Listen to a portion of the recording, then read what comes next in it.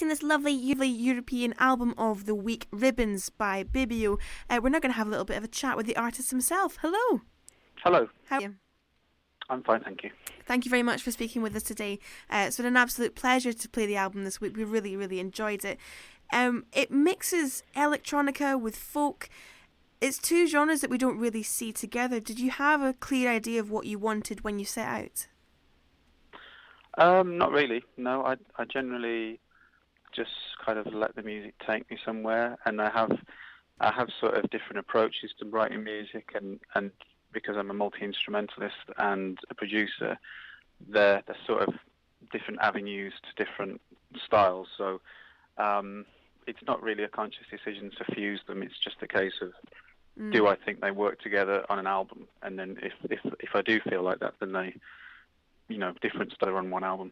Absolutely. Did you find that there was a different approach to this album compared to your other ones? Because this is, your 10th album? I think it's my ninth, but Okay.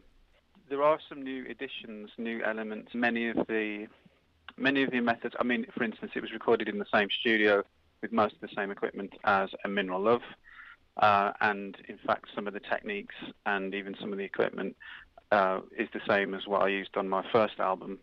So there's a sort of revisiting of some older disciplines that I discovered many years ago, but also introduced some new instruments, which was I suppose the biggest challenge in making this album. By taking on violin was probably especially at such a late stage in the album. Writing the album, it was. I think I was recording tracks with violin just a few months before it was mastered. So good grief. It all came together, though, in the end. And like you said, this is your 9th album. The first one came out in 2005. In the last 14 years, we can hear how you've played around and developed, like you mentioned, but I wondered how you felt that you've progressed looking back to that first album. I think, obviously, there's one thing and that's that I've got a lot more equipment now, which can't be sort of underestimated, the effect that can have on your sound. But I would say that, I've just honed my skills as a producer, especially. I think my playing is matured over the years as well. But I think a certain amount of confidence as well, particularly with singing. I mean, that's something that there is actually a tiny amount of singing on the first album, but it's so buried that it's barely audible. And then with the albums that followed that, there was singing kind of came out a bit more, but it was still quite buried. And I think that was partly, it was an artistic choice, but it was partly a confidence thing as well. And over the years, I've become more confident with singing, and as a result, better at it.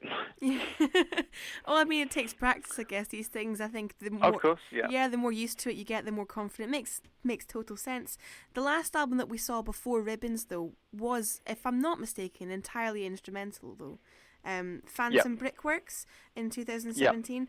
It's a beautiful album. I had a little listen to it as well. It's all instrumental, like I said, often quite long tracks. It creates a very atmospheric, almost cinematic kind of experience when you listen to it. I just wondered if you could tell us a little bit about your thought process. Well, the method at which most of those tracks are the piano tracks is a technique that I used on my first album. The last track on my first album is kind of an early example of it, a track called Poplar Avenue, which was an improvisation using the guitar and a loop pedal, where you sort of add notes one by one, or a few at a time, and they start to build melodic patterns, and then eventually those melodic patterns decay over time, and then you replace the notes with new ones. So it's like this constant regeneration of phrases that kind of duck and weave in and out of each other. Mm-hmm. So a lot of Phantom Brickworks use exactly the same process and even the same pedal, but with a piano, so it kind of creates a completely different atmosphere. I think the piano lends itself very, very much to a sort of cinematic, atmospheric kind of sound. So with Phantom Brickworks, that wasn't, obviously, to the listener who, buys my albums when they come out, it can seem like I've made a U-turn, or it can seem like I've, had a change of direction where I'm going with my music. But Phantom Brickworks was something that was sort of always going on in the background, going back quite a long time, in fact, over 10 years. So it did actually surface occasionally. There are little moments on Ambivalence Avenue, for example, little moments on the Green EP. There are literally, excerpts of sessions from when I first started making what later became Phantom Brickworks. So it's kind of this thread that's been going on in the background. And then it got to a point where I had enough tracks that I was very happy with, as it felt like a strong album. And then it was a case of telling Warp that they've got to put out an ambient album, which took a bit of convincing, but Well, I'm very glad that you decided to do it, because it is lovely. But like you said, it's quite different to all the other albums that you've created in the last few years, including Ribbons, which has just come out, really.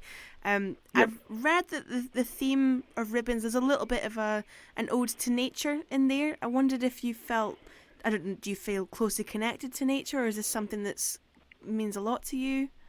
It definitely means a lot to me. It's something that I see myself as someone. I'm not from the countryside. I'm from effectively a housing estate, I suppose. Originally, I'm from West Midlands, which is a post-industrial place. So I'm not from the city. I'm not from the country. But I fell in love with the countryside at a young age, and I've always had a problem with cities. I've always had some cities. I've never really been a huge fan of urbanity, so I feel very different in the countryside, and something really inspired about being very sort of full of life. Walking through a forest and being surrounded by so much life, and it just affects the way I feel in a way that I can't. That I think in other environments I feel distracted away from that feeling. And I think that the sort of organic sort of design, if you could call it that, one a better word, is something that it's not sort of glossy and clean and concrete in its structure. It tends to be quite sort of more inspired by organic materials, and I think part of that comes out through playing acoustic instruments as well, because they naturally have an organic sound, because they're made of wood, and there's so many variables. So I tend to lean towards that. Even with electronic music, I tend to try and make it sound quite rich and textured, as opposed to sort of glossy and clean and mechanical. I think it's a job well done, to be honest. It definitely comes through. And when I read that there was a ode to nature with it, it suddenly made an awful lot of sense. Absolutely. Well, it's a wonderful album. In any case, have we got a tour lined up to take it on tour at all? I'm not planning on doing any touring off this one, simply because I'm not really into performing anyway. I mean, that's the first hurdle. But this album, in order to kind of reconstruct it in a live setting, because it was all made by me, apart from a couple of session musician slots, and the approach is very much a combination of music production and instrumental playing, that to sort of somehow pull together like a system that works on a stage would require a lot of work. It's kind of different if you're a band and you write music and you come together and each member has a part. It's much easier to convert that to a live situation, but I would be sort of having to go through all of my music and think, right, how can I convert this to a live, live version? It would be a completely different experience, I would imagine. Yeah.